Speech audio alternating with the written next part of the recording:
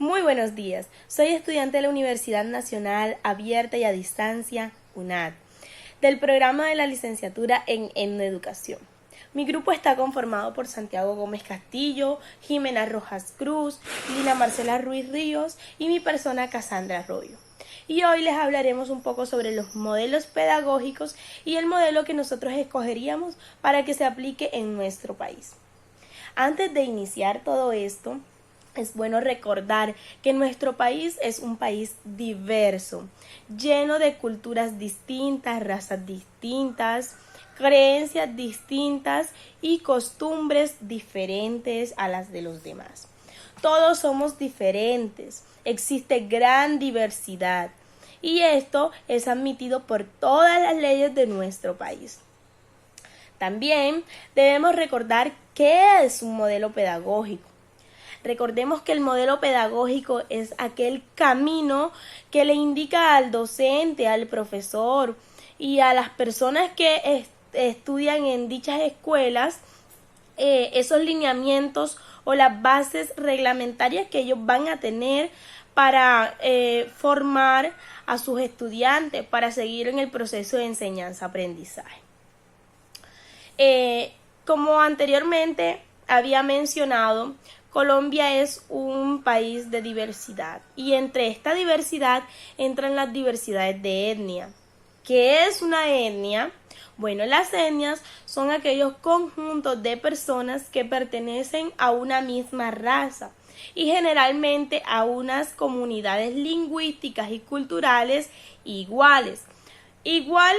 Ese grupo, ese conjunto de personas, pero distintos al resto que de pronto se encuentra cerca de ellos.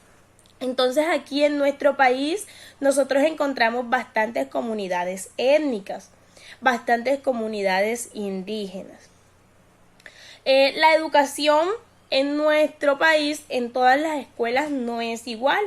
Dependiendo el contexto donde nos ubiquemos, la sociedad, el departamento o de hecho la zona en donde cada quien se encuentre ubicado, pues va a depender la forma de educar.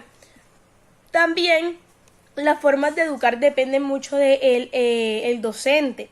Cada docente y cada escuela tiene un modelo pedagógico distinto, el cual utiliza en el aula de clase, el cual utiliza para el proceso de enseñanza-aprendizaje. Y esto es bueno, porque no siempre se aprende igual.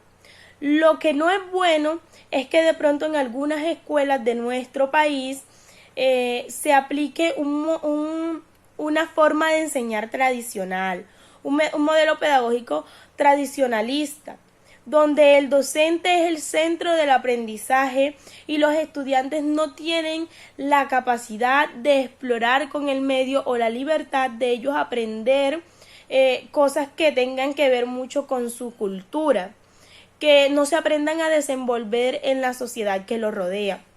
Hoy por hoy, las condiciones de vida en algunas partes han cambiado. No vivimos las mismas condiciones en cada uno de los departamentos. Existen departamentos que aún tienen falencias con el internet y de pronto no todo el departamento, pero sí algunas zonas, algunas familias. Cuando hay otras zonas también de nuestro país que ya muchos estudiantes o muchas personas dependen del internet.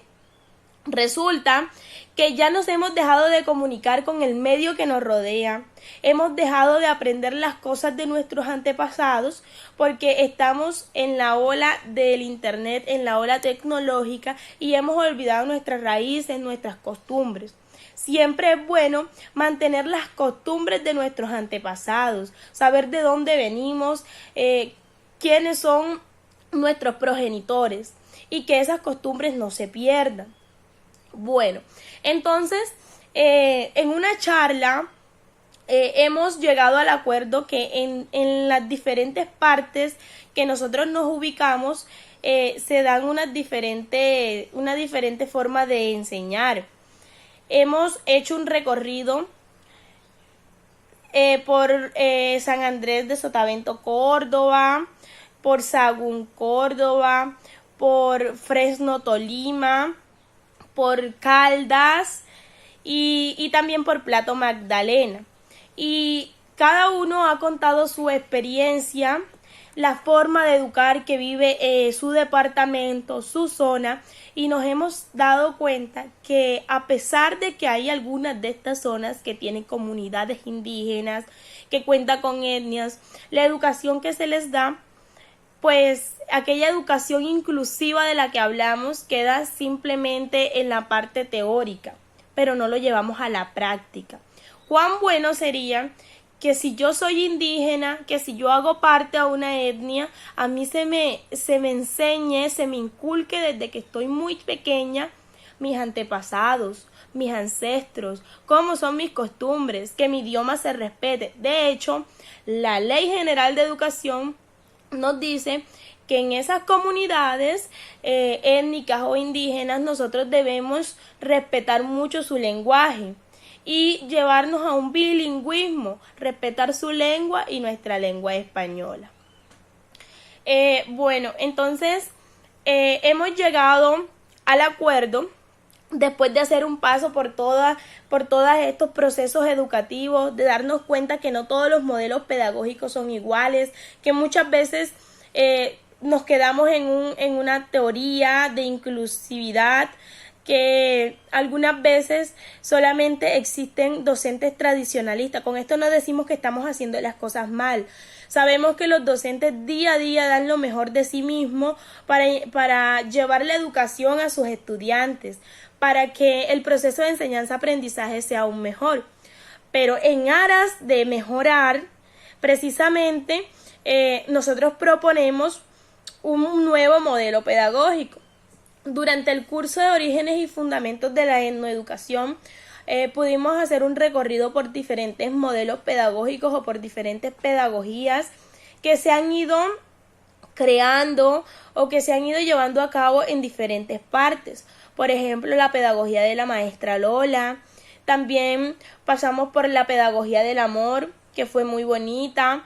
De hecho, nos dejó muchas enseñanzas, y de aquí sabemos que todo lo que nosotros lo hacemos, si lo hacemos con amor, veremos grandes resultados. Y también hicimos un recorrido por la pedagogía de la corridez, que es esta pedagogía que pues lleva a que el estudiante, más allá de la teoría, también aprenda por medio de la práctica, por medio de su propia creatividad.